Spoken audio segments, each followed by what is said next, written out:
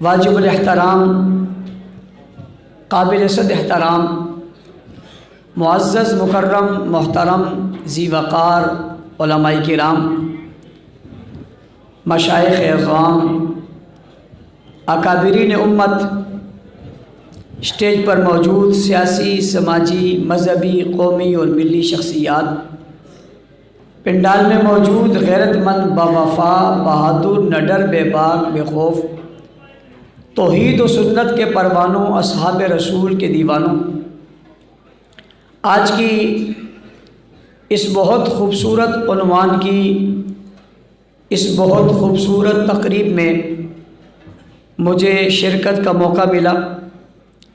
میں مرکزی جمعیت اہل حدیث کے زعماء، اکابرین کا شکریہ ادا کرتا ہوں، بالخصوص حضرت اقدس الشیخ ڈاکٹر ابو تراب صاحب دامت برکاتہم العالیہ اور ان کی پوری ٹیم، جنہوں نے اس اہم موقع پر حالات کی نزاکت کو مد نظر رکھتے ہوئے اس امت کے اہم ترین لوگوں کو یہاں مدعو کر کے اس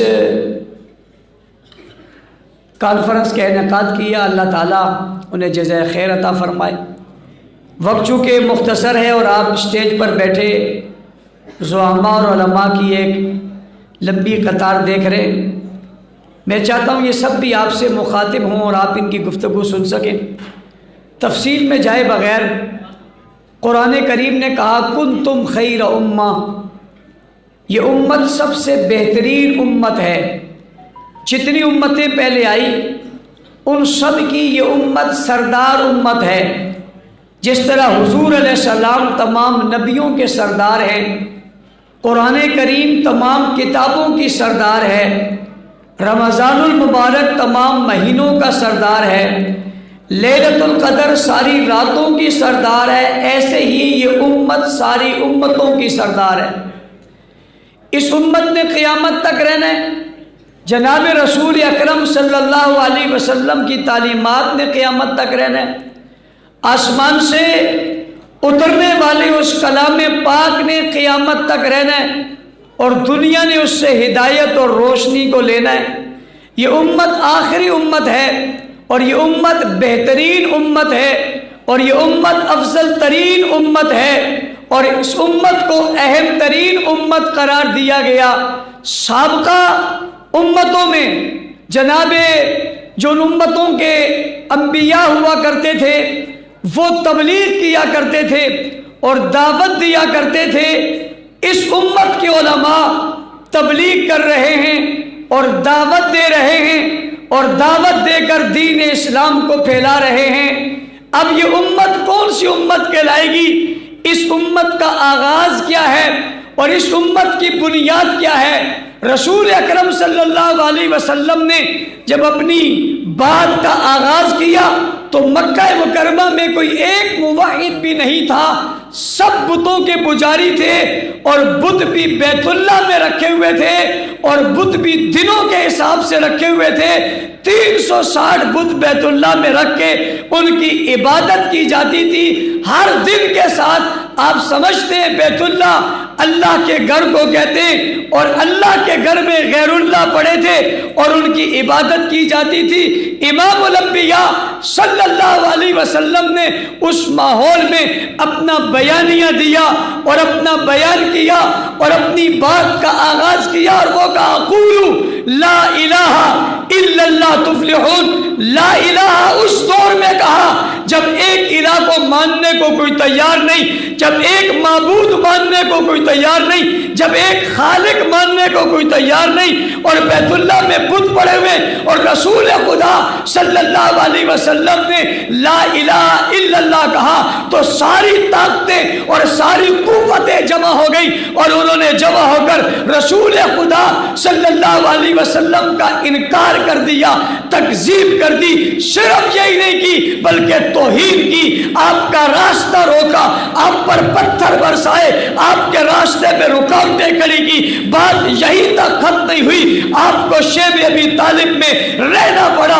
یہی تک ختم نہیں ہوئی، آپ کو طائف کے بازاروں میں پتھر کھانے پڑے، مکہ مکرمہ کی گلیوں میں آپ پر طرز کیا جانے لگا.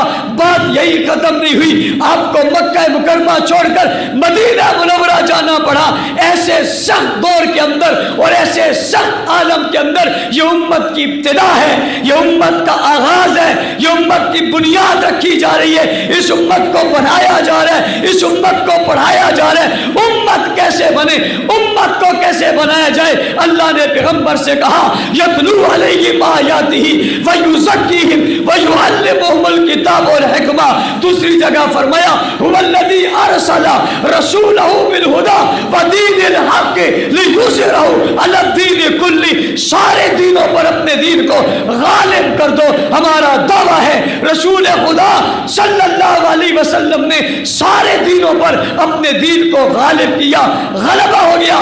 آج دین دنیا کے ہر ملک میں موجود ہے, ہر خطے میں موجود ہے, ہر بستی میں موجود ہے. جہاں تک سورج نہیں پہنچا وہاں تک آمنہ کے لال کا پیغام پہنچ گیا, اللہ کا بھیجا ہوا قرآن پہنچ گیا, پیغمبر دو جہاں کا فرمان پہنچ گیا, حضور کی سیرت اور صورت وہاں تک پہنچ گئی, وہاں تک پہنچی جہاں تک سورج نہیں پہنچا. ساری دنیا پر اپنے دین کو غالب کیا, لیکن اس دین کی ابتدا کیا ہے اور اس دین کی بنیاد کیا ہے اور اس امت کا آغاز کیا ہے؟ آپ اس امت کے آغاز کی طرف جاتے ہیں تو ایک آ گیا, دوسرا آ گیا, تیسرا آ گیا, 4 ہو گئے, 5 ہو گئے, 10 ہو گئے. اگر آپ کہیں صرف 5 تھے تو امت نہیں بنتی, آپ کہیں صرف 3 رہ گئے تھے تو امت نہیں بنتی. پھر قرآن کی آیت کو کہاں لے جاؤ گے؟ اذا جاء نصر اللہ والفتح ورأیت الناس یدخلون فی دین اللہ افواجا. یہ فوج در فوج آئے, یہ قوم در قوم آئے, یہ قبیلہ در قبیلہ آئے, یہ علاقے در علاقے آئے, مل کر آتے رہے, قبائل کے قبائل آگے, کھل گیا اسلام کی آغاز کا سلسلہ. لیکن بنیاد میں ابو بکر نظر آتے, ابتدا میں ابو بکر نظر آتے, آغاز میں ابو بکر نظر آتے. جب سب تکذیب کرتے ابو بکر تصدیق کرتے, جب سب مذمت کرتے ابو بکر تعریف کرتے ہیں, جب سب انکار کرتے ہیں ابو بکر اقرار کرتے ہیں, جب سب دور بھاگتے ہیں ابو بکر قریب آتے ہیں, جب سب نفرت کر رہے ہیں ابو بکر محبت کر رہے ہیں, جب کوئی قریب آنے کو تیار نہیں ہے ابو بکر مال دے رہے ہیں, جان دے رہے ہیں, اولاد دے رہے ہیں. کتنے ہزار درہم اور دینار آپ پر خرچ کر دیے. آج کے زمانے میں حساب لگاؤ تو لاکھوں کروڑوں روپے بنتے. جناب 8 دکانیں مکہ مکرمہ میں تجارت کی لگا دی. جب آپ مکہ مکرمہ سے مدینہ منورہ میں حضور علیہ السلام کے ساتھ چل پڑے اور آقا آپ کو لے کر گئے تو گھر میں جتنا سرمایہ تھا وہ بھی لے کر چلے گئے. یہ امت بن رہی ہے, یہ امت کا آغاز ہو رہا ہے, یہ امت کی ابتدا ہو رہی ہے. اور اکابرین کی موجودگی میں کہنا چاہتا ہوں ابو بکر امت کی بنیاد ہی نہیں ہے, ابو بکر تو اس امت کی سنگ بنیاد ہے. یہ پہلا سنگ, پہلا پتھر ہے, یہ پہلی اینٹ ہے, یہ آغاز ہے جو حضور اکرم صلی اللہ علیہ وسلم کے ساتھ کھڑے ہو گئے. ابو بکر آپ کی عظمتوں کو لاکھوں سلام ہے. آج ایک آدمی کہتا ہے میں خلفاء کو نہیں مانتا, میں ابو بکر کو نہیں مانتا. کوئی بڑی پریشانی کی بات نہیں ہے, تو انہیں نہیں مانتا, تجھے کس نے کہا مان؟ بابا تجھے تو کوئی مسلمان نہیں مانتا, تجھے تو کوئی مسلمان نہیں مانتا, تو کہتا ہے میں انہیں نہیں مانتا. انہیں نہ ماننے والا تو مومن نہیں رہتا. مومن ہوتا ہی ہوئے جو پہلے انہیں مومن مانے. فَإِنْ آمَنُوا بِمِثْلِ مَا آمَنْتُمْ بِهِ فَقَدِ اهْتَدَوْا وَإِذَا قِيلَ لَهُمْ آمِنُوا كَمَا آمَنَ النَّاسُ. یہ تو معیار ہے اور یہ تو آغاز اور بنیاد ہے. انہیں جو نہ مانے اور تصور کرے اسے مومن مانا جائے گا, نہیں ہو سکتا.